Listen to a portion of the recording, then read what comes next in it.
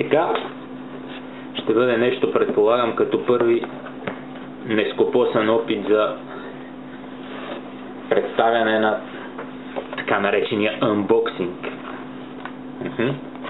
По почтата пристигна това приятно пакетче. Абе, обичам празниците. Я да видим какво се намира в него.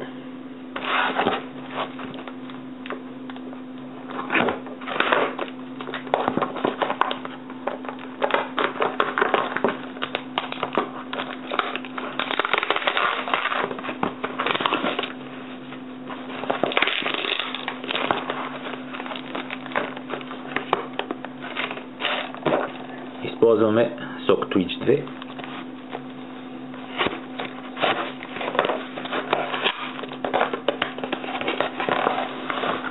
Та-дам!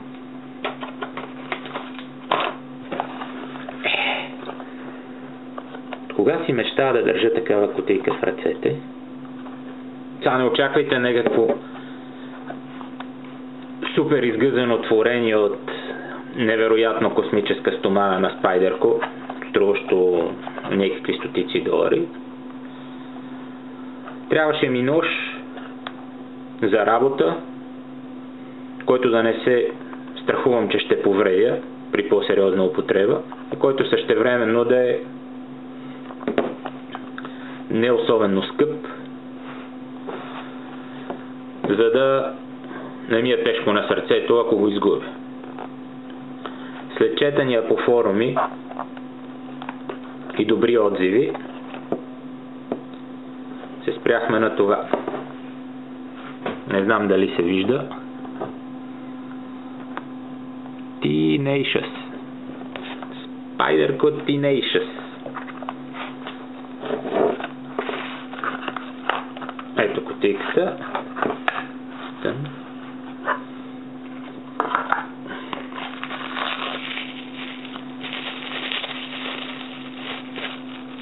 Парче найлонче, просто за уплътнение, предполагам.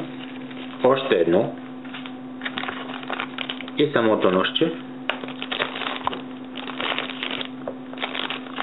Не особено лек, не особено тежък на първо впечатление.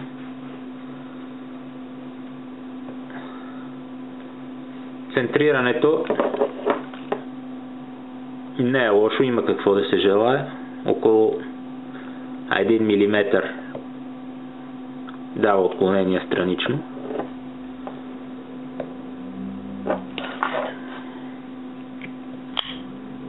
Изключително приятно отваряне. Много гладко. Принципно не съм привърженик особено на лайнер локовете. Имах неприятна случка с един Victorinox, който имаше подобен лок. Неприятна, не е било нещо опасно за пръстите ми или така нататък. Просто при напъване, действително напъване, за което ножчето не беше пригодено, лайнер лока се изкриви и повече ножа не можеше да бъде затворен, без да се налага да се разглобява и да се преправя лайнер лока, в смисъл да се опитвам по някакъв начин да го изправя.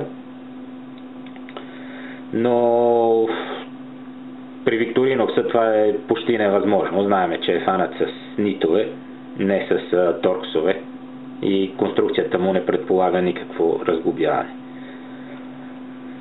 Така, изключително съм доволен. G10 дръжката, много приятна на допир, седи стабилно в ръката.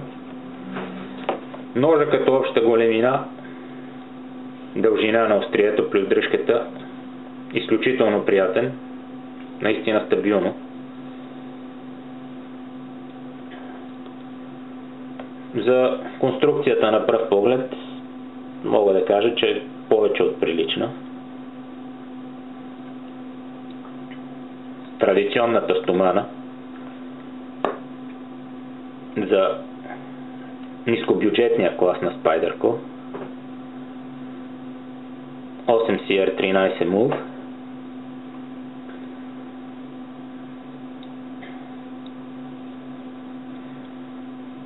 Лайнер локът работи много приятно. Приятен звук при отварянето. Ще се опитам да направя това, дето го правят флип музикът. Не се получи много. Явно ще трябва да се тренира. Може би с известно движение на ръката. Да. Не е толкова важно. Както и да е. Клипс. Tip up. Tip down. Извинявам се. За десняци. Може да се променя в 4 положения, така като гледам.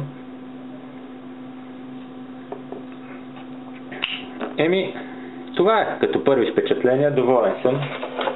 Относно заточването. Right out of the box. Мисля, че е перфектно.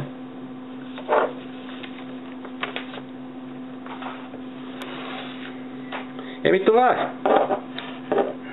Първо видео представяне. Надявам се да не съм ви досадил изключително много.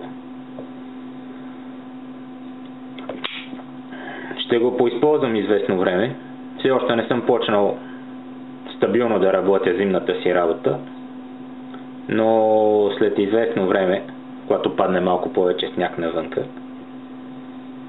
ще бъде тестван в действително полеви условия и ще мога да кажа повече за представянето му.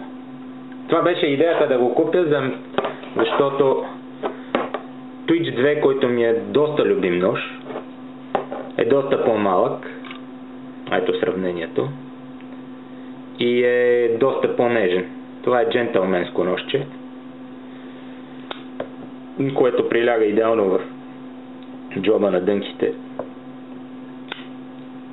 Но за сериозна работа мисля, че Tenacious ще е перфектен. Никакъв луфт, няма хоризонтален, няма вертикален. Относно бръсненето, не знам дали много ще се види, светлината е отвратителна, предполагам, че видеото ще стане доста гадно, но дайте да пробваме, да.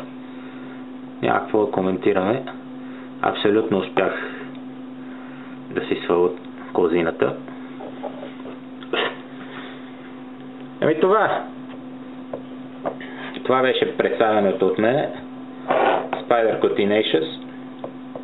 Доволен съм. Доста.